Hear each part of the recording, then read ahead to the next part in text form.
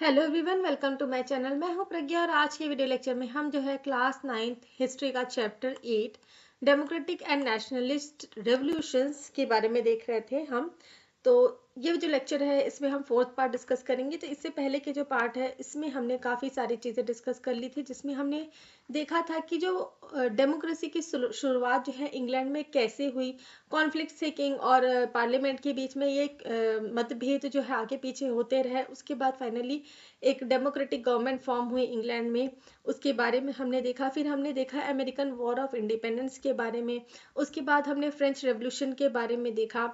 और हम धीरे आगे आगे बढ़ते बढ़ते जो है हमको अब एशिया के बारे में देखना है कि एशिया में जो नेशनलिस्ट रिवोल्यूशंस हैं वो कैसे हुए। तो एशिया में हम दो कंट्रीज के बारे में देखेंगे। तो सबसे पहले हम जापान के बारे में देखेंगे और नेक्स्ट जो है हम इंडिया के बारे में देखेंगे।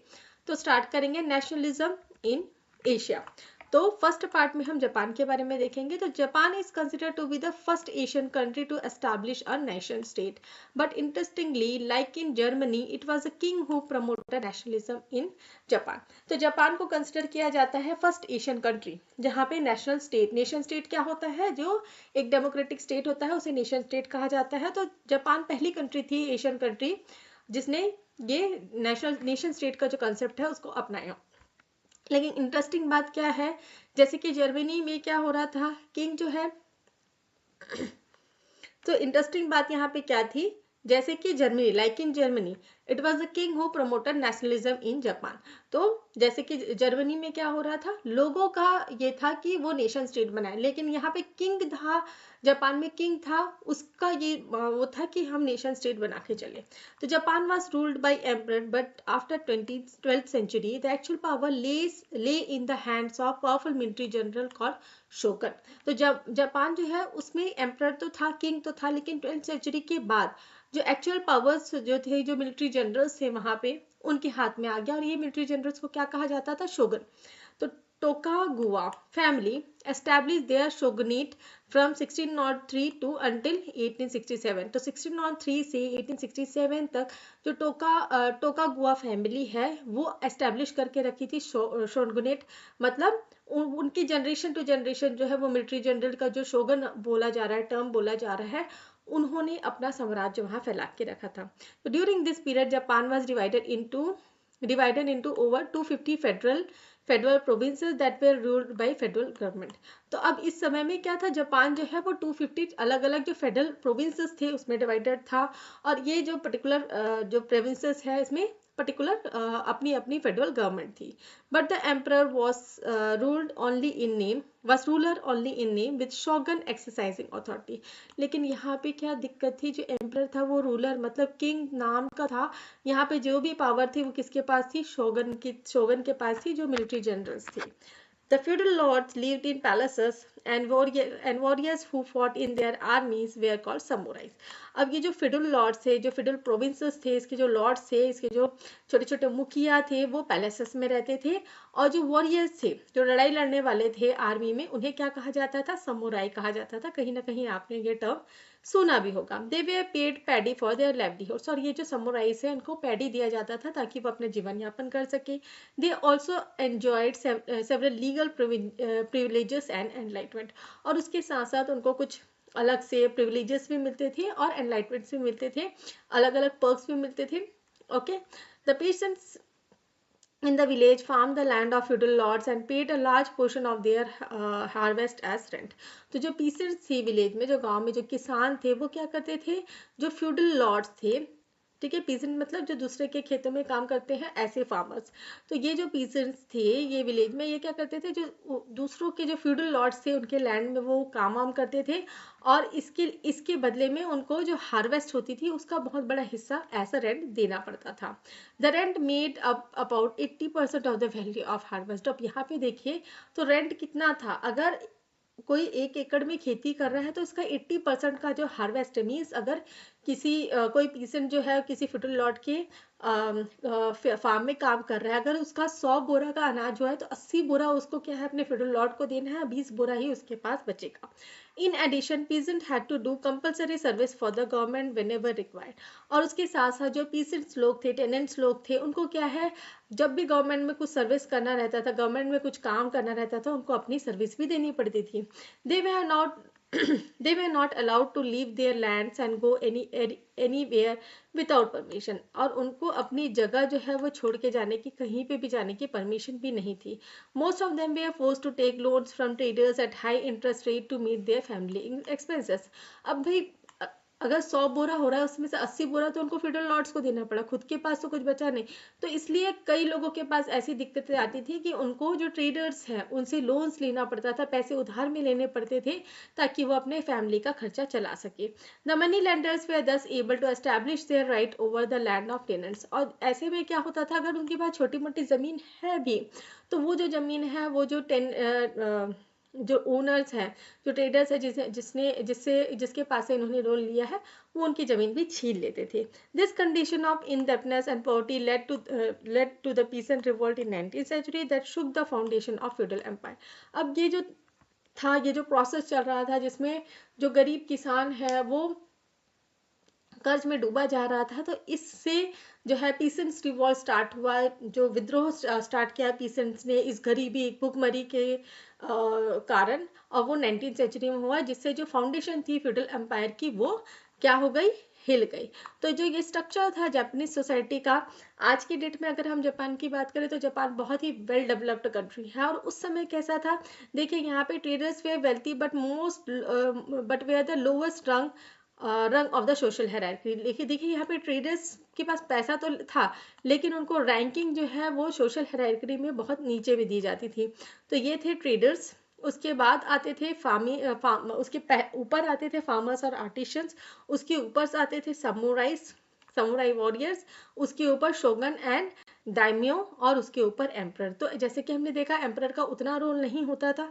The apex of Japanese society but without real powers. तो ये सबसे बड़े मुखिया होते थे एम्परर जो है, लेकिन क्या होता था इनके पास रियल पावर्स नहीं होती थी। तो शॉगन्स क्या होते थे, वो रियल रूलर्स होते थे जापान में, और जो दाइम्यो है वो भी रिच होते थे, और ये कौन होते थे, फ्यूडल लैंड ओनर्स। उसके बाद आते थे समुराई वॉरियर्स जो लड़ाई लड़ने जाते थे, उसके बाद फार्मर्स एंड एडिशंस, और उसके बाद जो है traders. The traders and merchants also emerged as wealthy class during this period. अब इसी पीरियड में जो ट्रेडर्स और मर्चेंट्स हैं वो एक वेल्दी क्लास के रूप में भी आए। तो इससे क्या, even the feudal lords and shogun took loans from them. तो ये इनके पास इतना पैसा होता था ट्रेडर्स और मर्चेंट्स के पास भी, जो फ्यूडल लॉर्ड्स हैं वो भी कभी कभी, और जो शोगन हैं वो भी इनसे लोन लेते थे जब भी उनको ज़रूरत पड़ती थी। But they had little political power और इन्फ्लुएंस। लेकिन जो ये ट्रेडर्स और मर्चेंट्स हैं इनके पास कोई पॉलिटिकल पावर नहीं होती थी, इनका कोई प्रभाव नहीं था सोसाइटी में। तो many of the samurai were able administrators and intellectuals. तो बहुत सारे जो समुराइज थे वो क्या थे, अच्छे एडमिनिस्ट्रेटर्स भी थे और इंटेलेक्चुअल्स भी थे। इंटेलेक्चुअल्स मतलब बुद्धिमान लोग भी थे। They came in contact with European merchants and began learning European languages and etcetera. तो ये जो है जो वॉरियर्स हैं, समुराइज हैं, तो समुराई लड़ाई करते करते जो है वो कांटेक्ट में आई यूरोपियन मर्चेंट से, और उसके साथ साथ उन्होंने यूरोपियन लैंग्वेजेस भी सीखी, साइंस के बारे में सीखा। तो this was the class that took up the task of bringing change in Japan. और ये जो क्लास था, ये जो समुराई क्लास था, इसने धीरे धीरे जो है जापान को चेंज करना चालू किया। अब उसके बाद हमको देखना है the fall of shogun and restoration of emperor Meiji. So during 18th and 19th century, the Western countries will establish their colonial empires in India and China. तो जैसे कि हमको पता है 18 और 19th सेंचुरी के आते आते जो वेस्टर्न कंट्रीज हैं, जो ब्रिटिशर्स हैं, वो धीरे धीरे अपनी कॉलोनीज जो है इंडिया और चाइना में एस्टेब्लिश करने लग गई। तो हम पहले अभी क्या देख रहे थे, हम क्या देख रहे थे, जापान के बारे में देख रहे थे। अब धीरे से हमको इंडिया और चाइना के बारे में बताया जा रहा है, जहाँ पे कॉलोनीज एस्टेब्लिश हो रही थी। और जापानीज लोगों ने देखा, to save their country from colonialism, Japanese shogun decided to stop all trade with Western countries and sever all ties with them in 1824. तो अपनी कंट्री को भी बचाने के लिए, जापान अपनी कंट्री को बचाने के लिए, ताकि ये जो कॉलोनीज हैं, जो वेस्टर्न कंट्रीज के लोग कॉलोनीज यहाँ पे एस्टेब्लिश कर रहे हैं, जैसे कि उन्होंने इंडिया और चाइना में कर लिया था, तो उस चीज़ को रोकने के लिए उन्होंने क्या किया, सारे जो उनके ट्रेड लिंक्स थी वेस्टर्न कंट्रीज के साथ उसको ख़त्म कर दिया। और साथ ही साथ सारे जो टाइज थे उनके साथ, जो भी रिश्ते नाते थे, सब तोड़ दिए 1824 में. But this policy could not implemented for long. In 1853, America sent Commodore Perry with a naval squadron to negotiate a trade treaty with Japanese government. अब ये जो 1824 की जो बात है, जहाँ पे सारे जो रिश्ते नाते हैं वेस्टर्न कंट्रीज के साथ तोड़ दिए गए थे, लेकिन ये ज़्यादा टाइम तक नहीं हुआ.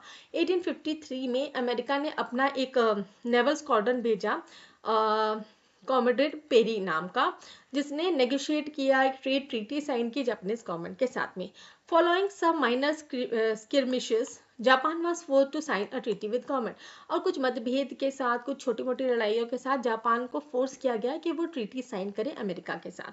The Japanese people were generally unhappy with the shogun, but their opposition grew after Perry arrived and got the Japanese to capitulate and sign the treaty. तो जापानीज जो लोग थे वो बहुत एक नाखुश थे शोगन का जो बिहेवियर था उनके अत्याचारों से, लेकिन जो अपोजिशन है वो ज़्यादा बढ़ गई पेरी के आने के बाद में. और इसके बाद जो है जापानीज ने क्या है, एक विद्रोह छोड़ा और ट्रीटी साइन करवाया. इन 1868 में the samurais launched a armed rebel with the help of many feudal lords and rich merchants to overthrow शोगन.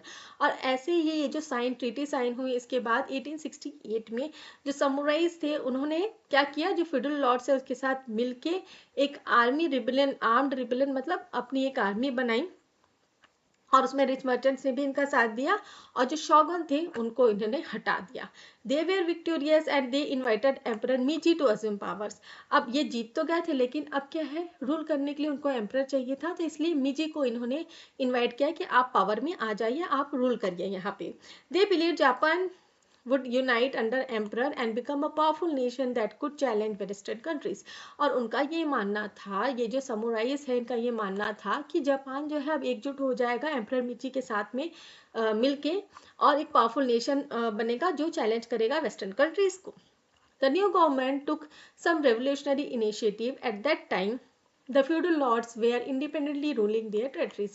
अब ये जो न्यू गवर्नमेंट है उसने कुछ रेवोल्यूशनरी इनिशिएटिव्स भी लिए, और इस समय में जो फ्यूडल लॉर्ड्स थे वो अलग अलग जो टेरिटरीज थी उनकी वहाँ पे अलग अलग अपने तरीके से रूल कर रहे थे. This system was abolished and the central government was established with all it official reporting to the emperor. अब ये जो था कि फ्यूडल लॉर्ड्स अपने अपने टेरिटरीज को अपने अपने तरीके से रूल करेंगे, ये चीज़ को अब खत्म कर दिया गया. तो ये जो सिस्टम है इसको अबॉलिश कर दिया गया, मतलब खत्म कर दिया गया, और एक सेंट्रल गवर्नमेंट फॉर्म हुई जो सारे जो ऑफिशियल्स थे, सारे जो फ्यूडल लॉर्ड्स थे वो सबको देखेंगे, और सारे जो ऑफिशियल्स हैं वो एम्परर को रिपोर्ट करेंगे. But the emperor was careful not to annoy the feudal lords too much. He included them their followers in new administrative system. लेकिन एम्परर बिल्कुल मतलब उन्होंने ध्यान रखा था कि जो फ्यूडल लॉर्ड्स है वो कहीं तंगाए मत, मीन्स उनको वो तंग करना नहीं चाहते थे, वो नहीं चाहते थे कि वो कहीं से भी परेशान हो. तो इसलिए उन्होंने क्या किया, वो उन्होंने अपने फॉलोवर्स, ही इंक्लूडेड देम, जो फ्यूडल लॉर्ड्स है उनके और उनको फॉलोवर्स है उनको अपने एडमिनिस्ट्रेटिव सिस्टम में इंक्लूड करके रखा. और सेकेंड इंपॉर्टेंट स्टेप क्या था, उन्होंने अबॉलिश किया जो सिस्टम था कि टेनेंसी रेंट्स जो पेड करने पड़ते थे फ्यूडल लॉर्ड्स को. जैसे कि अभी मैंने आपको थोड़ी देर पहले बताया कि अगर 100 बोरे अगर अनाज के हो रहे हैं तो उसमें से 80 बोरे जो उनको फ्यूडल लॉर्ड्स को देने पड़ते थे. तो ये जो रेंट पे करने वाला जो सिस्टम था इसको भी बंद कर दिया गया. The state now began to collect rent directly from the peasants. अब जो स्टेट है वो डायरेक्टली जो है रेंट जो पीसेंट्स है उनसे लेने लग गई. The feudal Lord way compensated with cash pensions. और जो फ्यूडल लॉर्ड्स है जिनके जमीन पर ये लोग खेती कर रहे थे उनको डायरेक्ट कैश पेंशन देने लग गए. तो इससे क्या हुआ, they may have lost their power under the new system but they emerged as wealthy class because of generous pension. अब ऐसा लग रहा था कि भाई फ्यूडल लॉर्ड्स को जो है वो किराया नहीं मिल रहा था, उनको जो टेनेंट्स मिलने हैं वो नहीं मिल रही थी, तो इससे ये लग रहा था कि कहीं उनकी पावर खत्म मत हो जाए. लेकिन उल्टा हो गया, उनको जो जनरस पेंशन्स मिलती थी उससे क्या हो गया, ये वेल्थी होते गए, बहुत ही ज़्यादा अमीर होने लग गए, रिच होने लग गए. They had they now had a job in the government as well as wealth, so they began investing in trade and industry. अब देखिए वो एक गवर्नमेंट के अधिकारी भी बन चुके थे जैसे कि अभी हमने देखा, और साथ ही साथ उनके पास पेंशन के जो पैसे हैं वो आने लगे, जिससे वो खुद का ट्रेड और इंडस्ट्री स्टार्ट करने लग गए जी। Japan began industrialising rapidly as a result in the hope of becoming an industrial power. और जापान जो है अपने अंदर जो है काफ़ी सारी इंडस्ट्रीज, अपने कंट्री में काफ़ी सारी इंडस्ट्रीज खोलने लगी कि उनको लगा कि हाँ कहीं आगे जाकर हम इंडस्ट्रियल पावर भी बन जाएंगे। तो यहाँ पे एक पिक्चर दी गई है, Japanese emperor gifting the Meiji constitution to the people. What are the European cultural influence that you see in the picture? तो यहाँ पे देखिए जो जापानीज एम्परर है वो मीजी का जो है वो गिफ्ट कर रहा है, मीजी जो है वो गिफ्ट कर रहा है कॉन्स्टिट्यूशन लोगों को। तो यहाँ पे आप कपड़ों से पहचान सकते हैं, ये कहीं से जापानीज कपड़े नहीं दिख रहे हैं, ये बहुत ज़्यादा अमेरिकन से इन्फ्लुएंस्ड कपड़े हैं, ड्रेसअप से आप देख सकते हैं। Another important step was to make all people equal under law. तो ये एक इम्पॉर्टेंट स्टेप था कि सारे लोगों को लॉ के आगे सेम रखा जाए। अगर कोई क्राइम कर रहा है, चाहे वो किसी भी ओहदे का व्यक्ति हो, किसी भी पोजीशन का व्यक्ति हो, तो उसको सेम सजा मिले, इसे कहते हैं equality under law. This initiative effectively put the end to the special rights and privilege enjoyed by social classes like samurais। तो ये important step लाने के बाद से बहुत सारे जो privileges थे और जो social class जैसे कि samurais को मिलते थे वो खारिज कर दिए गए। अब उसके बाद a Japanese mission visited European countries and America in 1882 to study their constitution and prepare a report। तो एक जापानीज मिशन जो है वो यूरोपियन कंट्रीज गए, अमेरिका गया 1882 में, ताकि वहाँ के जो कॉन्स्टिट्यूशन है उसको वो पढ़ सके और एक रिपोर्ट बना सके। The constitutional study mission presented its recommendation to the emperor. A committee of experts was set up to draft the constitution। एक कॉन्स्टिट्यूशनल स्टडी मिशन जो है इसने प्रेजेंट किए अपने रिकमेंडेशन, जो भी इनका जो स्टडी वो करके आए थे एम्परर को, और एक कमिटी ऑफ एक्सपर्ट बनाई गई जिसने ड्राफ्ट किया कॉन्स्टिट्यूशन को। This committee did not hold any public hearings to discuss constitution और talk to the people to get their views. तो ये जो कम्युनिटी है इसने कोई पब्लिक हियरिंग वगैरह नहीं लगाई और कोई कॉमन पीपल से नहीं अपने कोई सुझाव वगैरह नहीं माने, इन्हें अपने कॉन्स्टिट्यूशन खुद बनाया। The new constitution promulgated in 1889 and came to be known as Meiji Constitution। और ये जो न्यू कॉन्स्टिट्यूशन है ये लागू कब हुआ? 1889 में, और इसे क्या कहा जाने लगा? मीजी constitution. It was basically model on German constitution of Bismarck. तो ये इसका मॉडल किसके ऊपर आधारित था? जो जर्मन कॉन्स्टिट्यूशन ऑफ बिस्मार्क है उसके ऊपर।